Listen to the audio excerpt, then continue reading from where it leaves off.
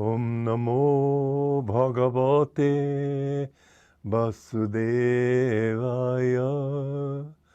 Om Namo Bhagavate Vasudevaya.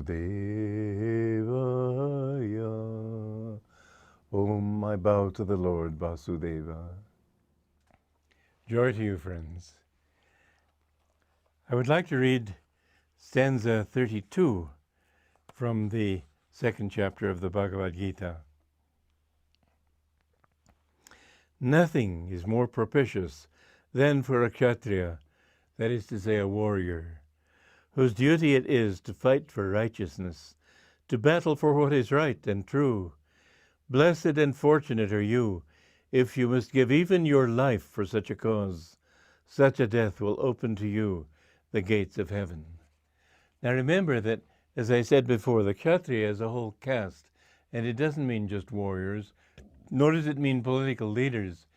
It means those people who are willing to give up their own personal lives, even their own convenience, who live to help other people.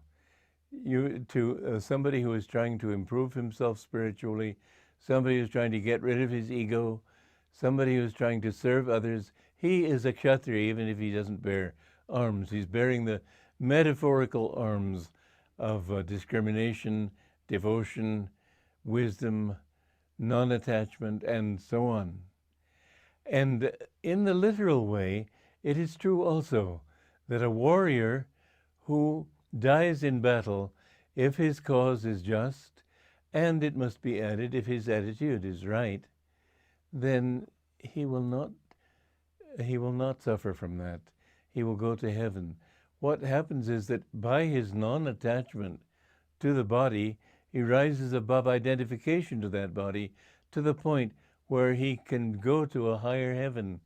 And so it is that people who willingly, I'm not saying those who unhappily die in battle, they get some good karma if the cause is right. They get some good karma just by expiating bad karma. But if you are in battle, first of all, don't fight a fight that is not a good fight, not true. If I had been in Germany during the Nazis, I would have tried my best to escape.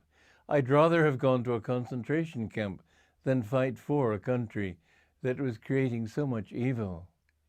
It's certainly much better to die in such a cause. And if you do, there was one very interesting case of a little girl that Yogananda went to a musical performance, I think it was, in a theater.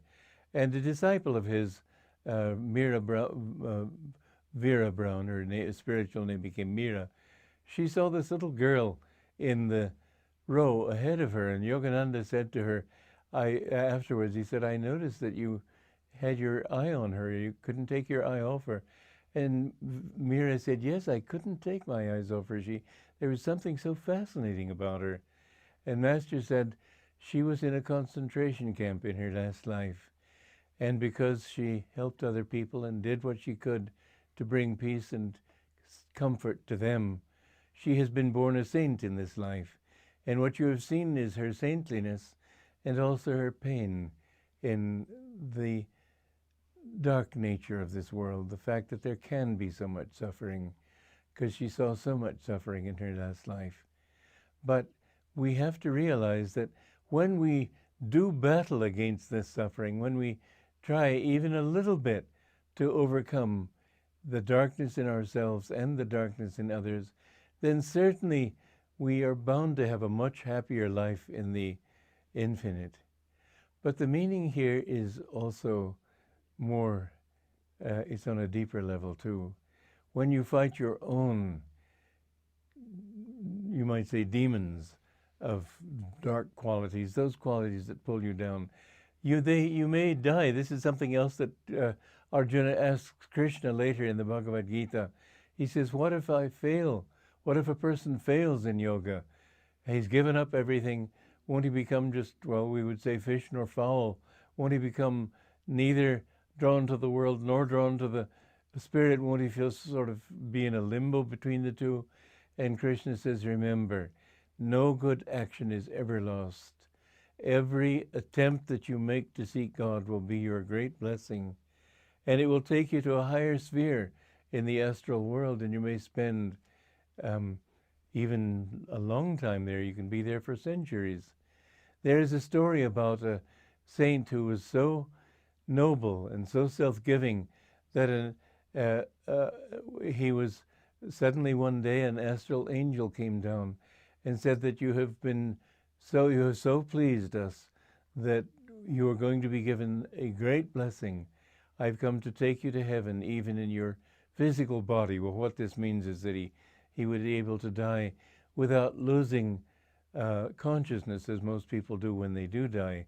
There's a moment of unconsciousness there, the waters of lethe, or forgetfulness.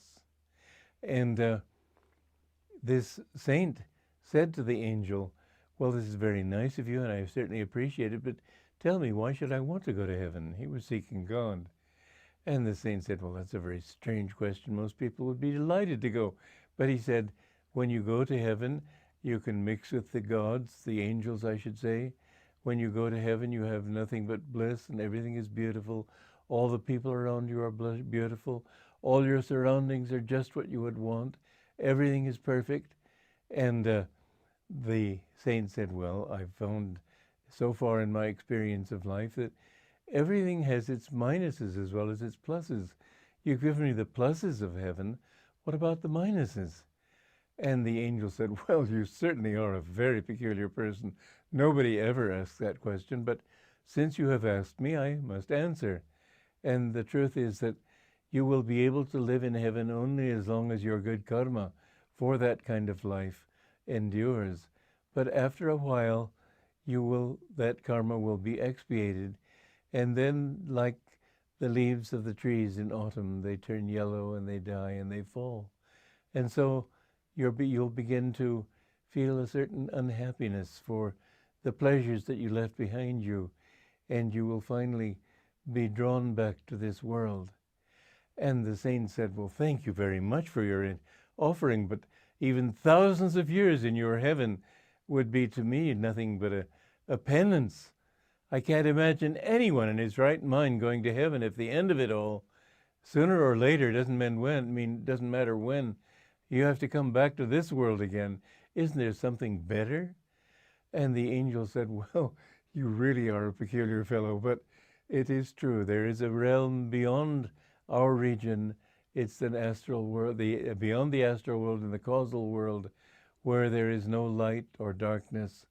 And from that level, people do not fall when they attain freedom from this level. And so the saint said, well, thank you very much, but and the angel said that, but to attain that state, you need a physical body.